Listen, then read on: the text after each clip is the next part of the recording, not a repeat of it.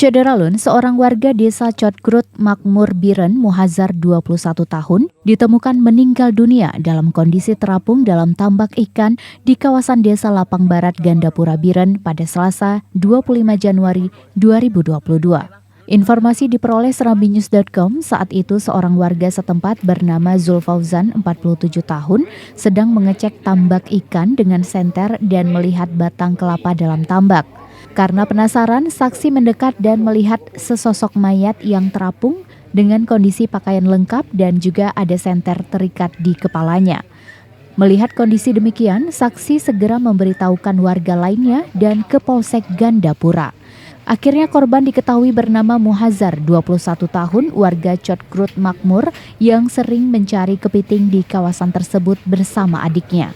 Selanjutnya, warga bersama petugas PMI Gandapura mengevakuasi korban ke puskesmas terdekat untuk divisum. Kapolres Biren AKBP Mike Hardi Wirapraja SIK melalui Kasat Reskrim AKP Arif Sukmo Wibowo SIK serta Kanit Identifikasi Aibda Asrul Azan mengatakan korban mengidap penyakit epilepsi atau AYAN dan hasil visum tidak menemukan bekas luka atau tanda-tanda kekerasan pada tubuh korban. Dari Biren, Yusmandin Idris, Serambi On TV. Dibantu tenaga alam kita.